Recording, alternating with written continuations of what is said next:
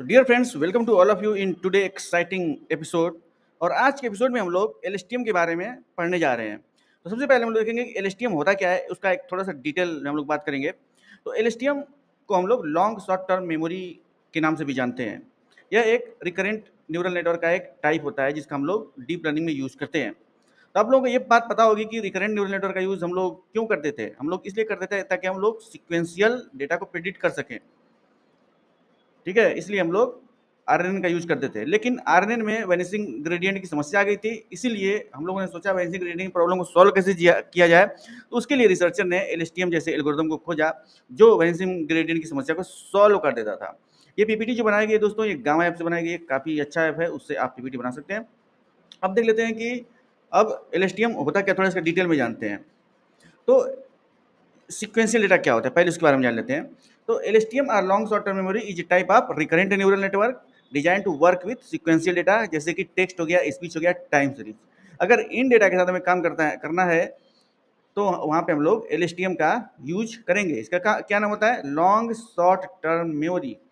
ठीक है, मतलब शॉर्ट टर्म की मेमोरी को लॉन्ग ड्यूरेशन तक याद रखता है। ठीक है, ये गजनी वाला शॉर्ट टर्म मेमोरी लॉस नहीं है। शॉर्ट टर्म गजनी वाला जो शॉर्ट टर्म मेमोरी लॉस था वो तो आरएनए वाला था, वह ज़्यादा देर तक इन्फॉर्मेशन को याद नहीं रख पाता था।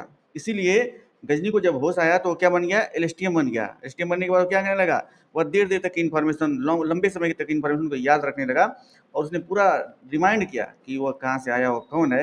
उसी तरीके से एलएसटीएम भी काम करता है। ठीक है, अब जरा देख लेते हैं कि मेमोरी रिटेंशन ये क्या होती है, ये क्यों यूज होता है। LSTM cells have a unique architecture that allow them to selectively remember and forget the information, enabling them to capture long-term dependency in the data. अब देखिए यहाँ पे आपको ये इमेज में दिख रहा होगा, यहाँ पे आपको cell state, hidden state and forget gate, input gate, output gate, ये दिख रहा होगा। इन्हीं गेटिंग मैकेनिज्म का यूज करके ही एलएसटीएम एल्गोरिथम लॉन्ग ड्यूरेशन के सीक्वेंस को याद रख पाता है। ठीक है, इसका कुछ खास तरीके का आर्किटेक्चर होता है और इसको जो याद करने की क्षमता आती है वो कहाँ से आती है, गेटिंग मैकेनिज्म के द्वारा आती है। इसमें forget gate, input gate, output gate and cell state, इन 4 तरीके के गेट्स का यूज किया जाता है। LSTM network often outperform traditional neural network in tasks that require understanding and modeling long-term dependency. तो कुल मिला के लॉन्ग टर्म डिपेंडेंसी की समस्या को अगर सॉल्व करना है, टाइम सीरीज डेटा में काम करना है, म्यूजिक वाले डेटा में काम करना है, या फिर आपको स्टॉक मार्केट रिलेटेड डेटा में काम करना है, तो वहाँ पे आप एलएसटीएम का यूज़ करेंगे, क्योंकि इसमें डेटा जो है sequence by sequence, frame by frame एक दूसरे से कनेक्टेड होते हैं। एक दूसरे का रिफरेंस लेके ही तब हम लोग आगे के डेटा का प्रेडिक्शन करते हैं, इसलिए हम लोग वहाँ पे एलएसटीएम का यूज़ करेंगे। आरएनएन का यूज़ क्यों नहीं करेंगे, आरएनएन का यूज़ इसलिए नहीं करेंगे क्योंकि वह लॉन्ग टर्म डिपेंडेंसी को याद नहीं रख पाता है, इसलिए हम लोग आरएनएन का यूज़ नहीं करेंगे। आरएनएन का भी यूज होगा लेकिन उसका यूज केस अलग होगा, एलएसटीएम का यूज केस अलग होगा। ठीक है, अब देख लेते हैं भाई आर्किटेक्चर ऑफ एलएसटीएम क्या होता है। सेल स्टेट होता है, गेट्स होता है एंड हिडन गेट। इसमें 3 तरीके के टेक्निक का यूज किया जाता है। सेल स्टेट क्या होता है, the cell state acts as a long term memory. मैंने कहा था कि cell state and gates and hidden state का यूज करके ही इसकी मेमोरी को बढ़ाया जाता है। ठीक है, तो सेल स्टेट क्या होता है, the cell state acts as a long term memory allowing the LSTM to selectively remember and forget information as it process the input sequence. ठीक है, cell state acts as a long term memory allowing them LSTM to selectively remember and forget information as it process the input sequence.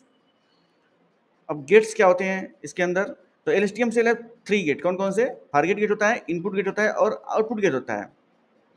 ये तीनों get information की flow को control करते हैं।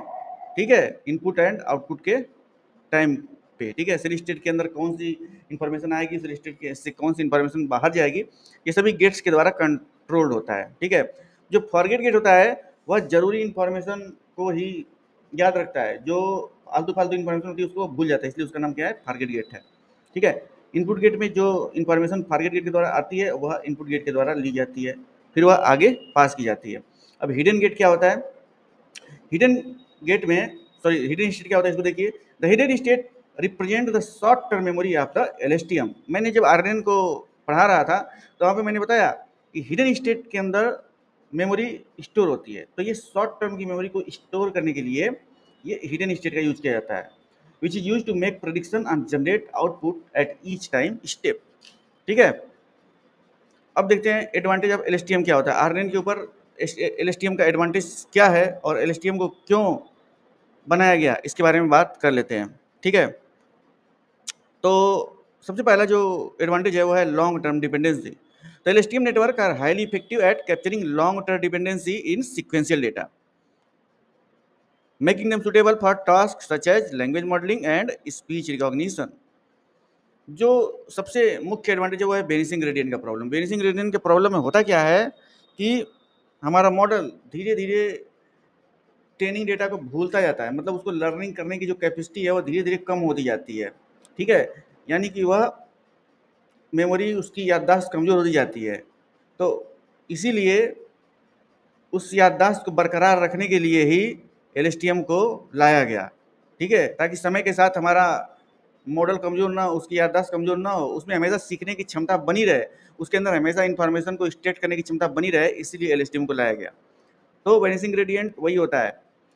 Vanishing gradient क्या होता है कि टाइम के साथ साथ मेमोरी कमज़ोर होती जाती है, उससे हम लोग कहते हैं वेनिसिंग ग्रेडियंट। ठीक है, तो LSTM network are less prone to the vanishing gradient problem, which can hamper the training of traditional recurrent neural network. अब इसका फ्लेक्सिबल आर्किटेक्चर होता है, ये क्या बताता है, LSTM can be stacked and combined with other neural networks to create complex architecture for various application. या अन्य न्यूरल नेटवर्क के साथ भी इंटीग्रेट हो सकता है। अगर कुछ और कॉम्प्लेक्स आर्किटेक्चर बनाना है किसी और प्रोजेक्ट के लिए, किसी और रिक्वायरमेंट के लिए, तो LSTM can be easily integrated with other neural networks. Parallelisation में क्या आता है, LSTM network can be parallelised during training and inference, allowing for efficient computation on modern hardware. ठीक है, मॉडर्न हार्डवेयर हम लोग, दोस्तों आप लोग पता है कि डीप लर्निंग में हम लोग अपने मॉडल को ट्रेन करते समय जीपीयू का यूज करते हैं। जीपीयू क्या होता है, ग्राफिकल प्रोसेसिंग यूनिट उसका नाम होता है। एनवीडिया ही उसको मेनली मैन्युफैक्चर करता है। जीपीयू जो होता है डीप लर्निंग के प्रोजेक्ट को सपोर्ट करता है, क्योंकि इसमें मल्टीपल कोर होते हैं और वो पैरेलल प्रोसेसिंग को सपोर्ट करता है। सपोज दैट आपके पास ढेर सारे डेटा हैं, लेकिन आपके पास डेटा को प्रोसेस करने के लिए रिसोर्स ही नहीं है, तो वहाँ पे आपका डीप लर्निंग का मॉडल फेल हो जाएगा, उसमें एरर आने लगेगी। इसमें पैरेलल एग्जीक्यूशन होता है, बिल्कुल एक दूसरे को बिना रोके हुए। ठीक है, तो डीप लर्निंग की धारणा जो है 1949 से ही चली आ रही है। 1949 से ही इसके बारे में बात किया जा रहा है, न्यूरल नेटवर्क क्या होता है, ANN क्या होता है, CNN क्या होता है, ये तभी से इसके बारे में बात चलती आ रही है। लेकिन क्या हो रहा था कि कभी डेटा की कमी होती जाती थी, तो रिसोर्स की कमी हो रही थी। ठीक है, इस समय जो है डेटा और रिसोर्स दोनों अवेलेबल हैं, इसीलिए इस समय डीप लर्निंग और आर्टिफिशियल इंटेलिजेंस काफ़ी पीक पे है, और कोई दूसरा वजह नहीं है। अब LSTM का एप्लीकेशन देख लेते हैं हम लोग। तो स्पीच रिकॉग्निशन के लिए LSTM का यूज किया जाता है, लैंग्वेज मॉडलिंग के लिए किया जाता है, टाइम सीरीज प्रेडिक्शन के लिए LSTM का यूज किया जाता है, एंड मशीन ट्रांसलेशन के लिए भी LSTM का यूज किया जाता है।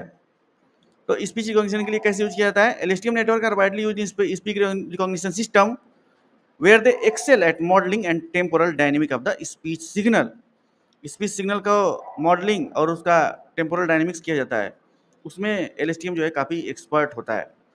लैंग्वेज मॉडलिंग में इसका यूज़ कैसे किया जाता है, जैसे लार्ज लैंग्वेज मॉडल, ChatGPT क्या है, लार्ज लैंग्वेज मॉडल है, तो वहाँ पे भी LSTM का यूज़ किया गया है। LSTM का यूज़ क्यों किया गया है, क्योंकि यहाँ LLM के अंदर भी सिक्वेंशियल प्रेडिक्शन की जरूरत पड़ती है, NLP की भी जरूरत पड़ती है। ठीक है, इसीलिए वहाँ पे LSTM का यूज़ किया गया है। तो LSTM network are highly effective at language modelling, generating coherent and contextually relevant text. अब टाइम सीरीज प्रेडिक्शन करना हो तो वहाँ पे भी LSTM का यूज़ किया गया है। LSTM network can be applied to a variety of time series application tasks such as stock market prediction and weather forecasting। इन सब में हम लोग LSTM का यूज कर सकते हैं।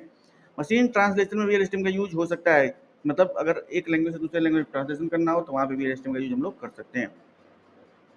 अब आया आपका ट्रेनिंग LSTM मॉडल। सब LSTM को ट्रेंड कैसे किया जाएगा, तो सबसे पहले आता है डेटा प्रिपरेशन, तो उसके बाद आता है मॉडल डिफिनीशन, उसका हम क्या करते हैं, ऑप्टिमाइजेशन करते हैं, उसके बाद हम लोग इवेल्युएशन करते हैं। ये किसी भी मशीन लर्निंग या डीप लर्निंग मॉडल को ट्रेन करते समय यही सारे लगभग यही स्टेप होते हैं। ठीक है, सबसे पहले आपको क्या करना चाहिए, जो आपके पास डेटा है उसको जनरलाइज करना चाहिए, उसको अच्छे से उसको प्रोसेस करना चाहिए। एक बार हमारा डेटा अगर अच्छा रहेगा तो उस अच्छे डेटा से अगर हम लोग अपने मॉडल को ट्रेन करेंगे तो एरर आने की संभावना कम से कम रहेगी। ठीक है, तो इसीलिए डेटा की प्री प्रोसेसिंग करना जरूरी है, डेटा की फॉर्मेटिंग करना जरूरी है, टेक्स्ट रिलेटेड डेटा हो गया, टाइम सीरीज रिलेटेड डेटा हो गया, इन सभी को सबसे पहले हमें फॉर्मेट करना, प्री प्रोसेस करना काफ़ी जरूरी होता है ट्रेनिंग में देने से पहले। अब दूसरा टास्क है model definition. Define the LSTM network architecture including the number of layers, cell size and other hyperparameter. तो जब हम आरएनएन का अभी एप्लीकेशन कर रहे थे, सीएनएन का एप्लीकेशन कर रहे थे, तो आप लोगों ने देखा होगा कि टेंसर फ्लो से हम लोग कैसे वहाँ पे हम लोग लेयर को इंपोर्ट कर रहे थे। ठीक है, मॉडल इंपोर्ट किया, उसके बाद वहाँ से हम लोगों ने लेयर को वहाँ से उठाया। ठीक है, तो वहाँ पे हमने कौन कौन सी लेयर लिए थे? कन्वोल्यूशनल लेयर लिया था, मैक्स पूलिंग लेयर लिया था, डेंस लेयर लिया था और फुल्ली कनेक्टेड लेयर लिया था। ठीक है, तो इस तरीके से डिफरेंट टाइप की लेयर्स का हमें पहले से ही वहाँ पे प्रेडिक्शन करना पड़ता है कि हमें कितने नंबर्स ऑफ लेयर्स की आवश्यकता होगी। ठीक है, तो इस तरीके से हम लोग मॉडल का डिफिनीशन अपना करते हैं। अब ऑप्टिमाइजेशन का टर्म आ गया। तो ऑप्टिमाइजेशन क्या होता है? Train the LSTM model using appropriate optimisation algorithm such as Adam and RMS prop to minimise the loss function. तो ऑप्टिमाइजेशन में होता है क्या होता है दोस्तों कि जब हमारा मॉडल एक बार प्रेडिक्शन कर लेता है तो हम लोग predicted value and actual value दोनों का कंपेरिजन करते हैं, देखते हैं भाई कितना लॉस परसेंटेज कितना आ रहा है। ठीक है, अगर हमारा लॉस परसेंटेज ज़्यादा रहता है तो फिर से हम लोग क्या करते हैं, अपने मॉडल का जो है weight and learning rate and other parameter को फिर से एडजस्ट करके एक बार फिर से आइट्रेट करते हैं। ठीक है, तो इसी क्रिया को हम लोग क्या करते हैं? Back propagation. बैक प्रोपोगेशन में ही हमारा मॉडल का वेट का जो है डेरिवेटिव निकाला जाता है। ठीक है, और इस तरीके से हम लोग अपने मॉडल को ऑप्टिमाइज करते हैं ताकि उसमें एरर कम से कम आए। अगर आपका मॉडल न्यूमेरिकल रिलेटेड प्रेडिक्शन करता है तो वहाँ पे हम लोग mean square error as a loss function का यूज़ करेंगे। अगर आपका मॉडल बाइनरी रिलेटेड प्रेडिक्शन करता है तो हम लोग बाइनरी क्रॉस एंट्रोपी का यूज़ करेंगे, लॉस फंक्शन का यूज़ करेंगे। अगर मल्टीपल क्लासिफिकेशन करना है, मल्टी क्लास क्लासिफिकेशन करना है तो वहाँ पे सॉफ्ट मैक्स का यूज़ करेंगे। ठीक है, इसमें ReLU activation function and 10H activation function की भी काफ़ी भूमिका होती है, इनका यूज हम लोग हिडन लेयर के अंदर करते हैं। अब आते हैं इवेल्युएशन पर। Evaluate the trained LSTM model on a held out test to set the measure its performance on unseen data. तो क्या होता है दोस्तों, हमारे पास जब शुरू में डेटा मिलता है, हमने पहले डेटा को प्री प्रोसेस किया, हमने अपने मॉडल को डिफाइन किया। ठीक है, उसके बाद हम जो हमारा डेटा होता है ओरिजिनल डेटा, उसको हम ट्रेनिंग डेटा और टेस्टिंग डेटा में डिवाइड करते हैं। ट्रेनिंग के लिए समझ लो 80%, टेस्टिंग के लिए समझ लो 20%। ठीक है, तो एक बार जब हम ट्रेनिंग डेटा से अपने मॉडल को ट्रेन कर लेते हैं तो फिर हम लोग क्या करते हैं, टेस्टिंग डेटा से उसका वैलिडेशन करते हैं। क्योंकि टेस्ट डेटा का रिजल्ट हमें पहले से ही पता होता है। सुपरवाइज लर्निंग में क्या होता है? सुपरवाइज लर्निंग में हमें डेटा का लेवल पता होता है, इनपुट आउटपुट दोनों पता रहता है। ठीक है, तो जो चीज़ हमें पहले से पता होती है उससे हम लोग अपने मॉडल की टेस्टिंग करते हैं कि देखिए एक्यूरेट रिजल्ट दे पाता है कि नहीं। ठीक है, तो इस तरीके से एक बार ट्रेनिंग कंप्लीट होने के बाद हम लोग उसका इवेल्युएशन करते हैं, और इवेल्युएशन में हम लोग उसका परफॉर्मेंस भी चेक करते हैं, एक्यूरेसी भी चेक करते हैं using different type of matrix and other phenomena. अब देखिए हाइपर पैरामीटर ट्यूनिंग क्या होती है। तो हाइपर पैरामीटर ट्यूनिंग में सबसे पहला आता है लर्निंग रेट। ठीक है, लर्निंग रेट में क्या बताता है? The learning rate determines the step size during optimisation and it can significantly impact the convergence and performance of LSTM model. ठीक है, दूसरा क्या आता है? Batch size. Batch size determine the number of sample used in each training iteration and it can affect the stability and generalisation of the LSTM model. अब देखो दोस्तों क्या होता है कि अगर हम ऑप्टिमाइजेशन की बात करें तो वहाँ पे हम लोग 2-3 टेक्निक होती है उनका यूज करते हैं, जैसे स्टोकेस्टिक ग्रेडियंट डिसेंट का यूज करते हैं, या फिर बैच ग्रेडियंट डिसेंट का यूज करते हैं, या फिर ग्रेडियंट डिसेंट का यूज करते हैं। स्टोकेस्टिक ग्रेडियंट डिसेंट में क्या होता है कि हम लोग हर एक फीचर का डेरिवेटिव निकालते हैं, हर एक फीचर का ग्रेडियंट निकालते हैं। ठीक है, उसको वो थोड़ा मॉडल अनस्टेबल हो जाता है उस समय। लेकिन जब बैच का हमें ग्रेडियंट डिसेंट निकालना होगा तो वहाँ पे हम लोग जो हमारा डेटा है उसमें से कुछ डेटा का एक बैच बनाएंगे और उसका हम लोग डेरिवेटिव कैलकुलेट करेंगे और उसके बाद हम लोग उसका ऑप्टिमाइजेशन करेंगे। ठीक है, तो ये बैच साइज वही बता रहा है कि the batch size determine the number of samples used in each training iteration and it can affect the stability and generalisation of the LSTM model. अब सीक्वेंस लेंथ ये क्या बताता है? The sequence length determine the number of times steps the LSTM model will process at a time and it can impact the model's ability to capture long term dependency. अब dropout rate क्या होता है? Dropout is a regularisation technique that can help to prevent the overfitting in LSTM model by randomly dropping out units during the training. तो देखिए overfitting क्या होता है दोस्तों, जब हमारा मॉडल ट्रेनिंग डेटा पे अच्छा परफॉर्म करता है लेकिन टेस्टिंग डेटा पे अच्छा परफॉर्म नहीं करता है, तो हम लोग कहते हैं कि हमारे मॉडल में ओवरफिटिंग की प्रॉब्लम आ गई है। ओवरफिटिंग की प्रॉब्लम को सॉल्व करने के लिए कई सारी टेक्निक है, जैसे L1 रेगुलराइजेशन हो गया, L2 रेगुलराइजेशन हो गया, या फिर ड्रॉप आउट की टेक्निक हो गई। ठीक है, तो हम लोग देखते हैं कि हमारा डेटा में वेरिएंस ज़्यादा है, उस समय हमारे मॉडल में ओवरफिटिंग की समस्या आ जाती है, तो हमें उस वेरिएंस को कम करना पड़ता है। ठीक है, हमें डेटा की डायमेंशनलिटी को रिड्यूस करना पड़ता है, हमें जो डेटा के हाई डिग्री ऑफ कोफिशिएंट होते हैं उनको कम करना पड़ता है, हमें डेटा का फीचराइजेशन करना पड़ता है। ठीक है, इस तरीके से हम लोग अपने डेटा का ओवरफिटिंग को एडजस्ट करते हैं। ठीक है, ओवरफिटिंग अगर हो जाती है तो ज़्यादा एरर आता है अपने मॉडल में, इसीलिए हम लोग ओवरफिटिंग की समस्या को ख़त्म करते हैं, और उसके लिए ये ड्रॉप आउट की टेक्निक का यूज किया गया है, जिसमें क्या कहा गया है, randomly dropping out units during the training.